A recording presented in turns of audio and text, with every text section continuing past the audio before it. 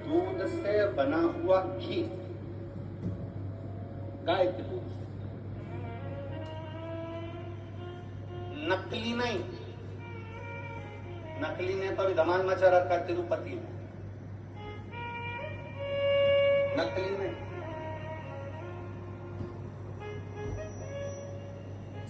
कल हमने कथा में कहा था, आप लोगों के स्मरण में, कल कथा में कहा था, जरूरी नहीं कि 5 लीटर दूध भगवान को चढ़ाया जाए, जरूरी नहीं कि 10 लीटर दूध भगवान को चढ़ाया जाए, जरूरी नहीं कि ढेर सारी सामग्री भगवान को चढ़ाई जाए।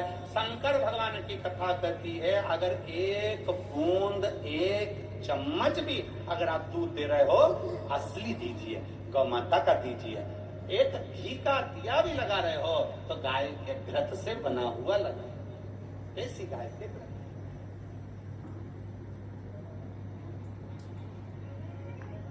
थोड़ा सा भी दो पर भगवान को शुद्ध हो, थोड़ा सा, अशुद्ध नहीं चाहिए।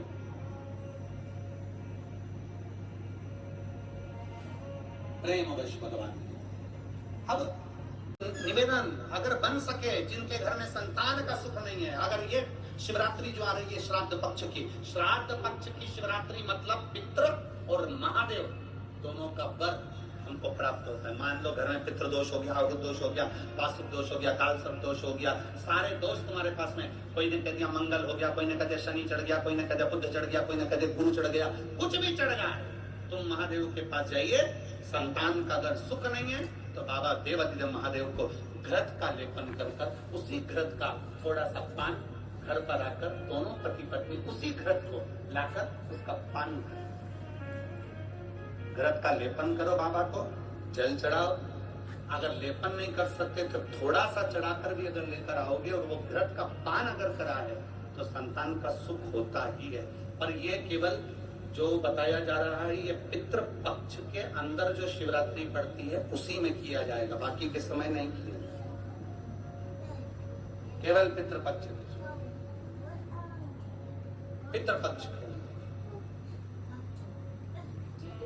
और मैंने तेरे ही भरोसे बाबा उड़ती जवानी बाबा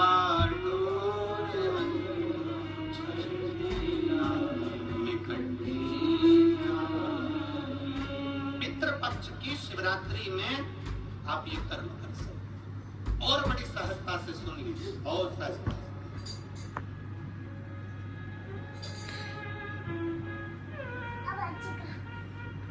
जो बेटा कंपटीशन एग्जाम में बैठ रहा है, जो बेटा कहीं ना कहीं इंटरव्यू देने जा रहा है, उससे निवेदन है पढ़ने वाले बेटे से कि अपनी मेहनत को 4 गुना बढ़ा ले,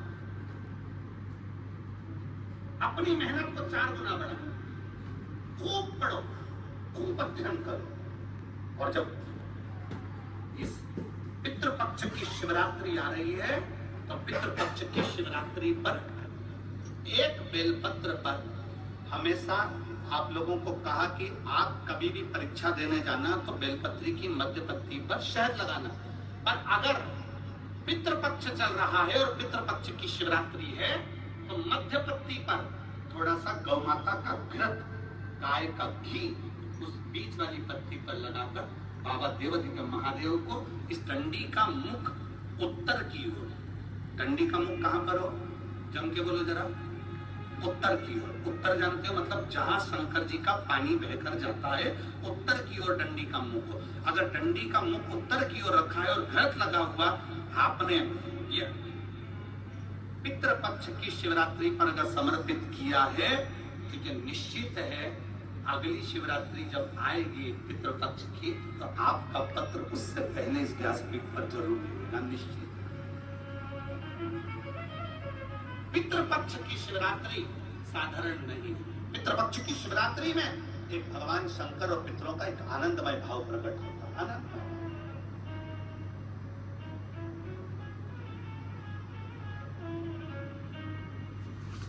और मैंने तेरे ही भरोसे बाबा तेरे हवा विच उड़ती जावांगी बाबा डोर छड़ी में कटी भोले शबा बिच उड़ती जावांगी बाबा डोर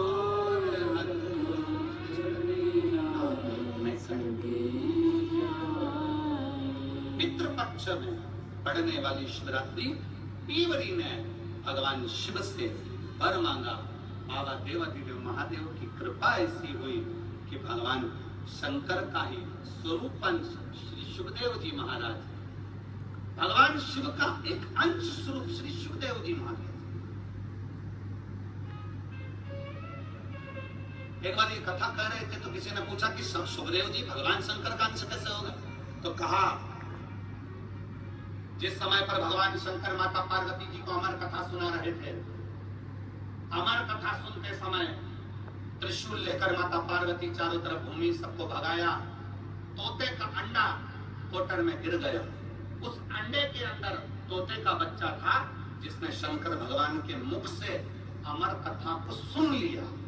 और वो तोते का बच्चा जब भागा तो व्यास जी महाराज की धर्मपत्नी के गर्भ में जाकर बैठ गया।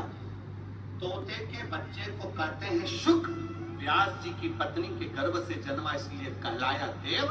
दोनों को मिला दो तो हो गया भगवान शंकर की वाणी के द्वारा इसका प्राकट्य है। इसलिए भगवान शिव तत्व के द्वारा इसको अमर तत्व प्राप्त है। इसलिए इसको भगवान शंकर का ही अंश कह दिया, भगवान शिव का ही अंश।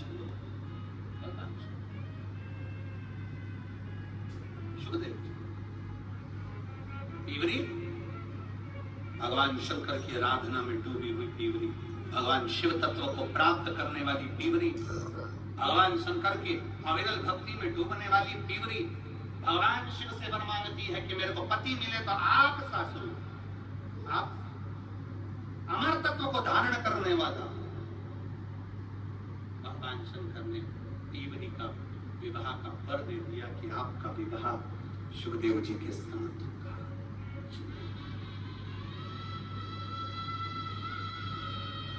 भगवान श्री सुखदेव जी महाराज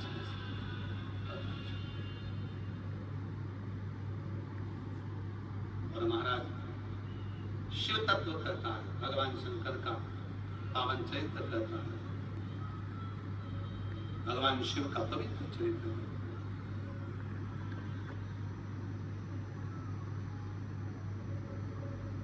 बुला लो काशी नगरी ओ भोले बाबा,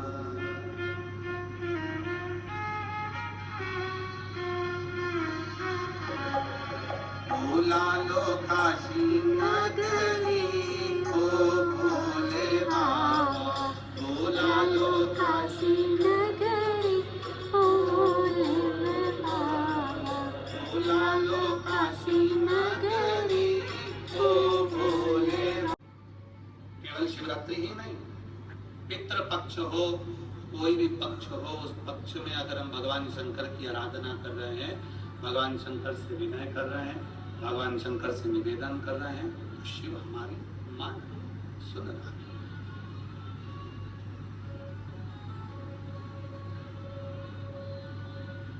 हमने पहले भी कथा में कहा, फिर कह रहे हैं, इस नांदगांव की इस पवित्र प्रांगण में पितृपक्ष की इस कथा में फिर वर्णन कर रहे हैं। शिव तुम्हारा शरीर नहीं देखेंगे, शिव तुम्हारा आभूषण नहीं देखेंगे, शिव तुम्हारा धन नहीं देखेंगे, शिव तुम्हारी संपदा नहीं देखेंगे, शिव तुम्हारा केवल हृदय भक्ति और उस भक्ति का विश्वास श्रद्धा वो देखेंगे।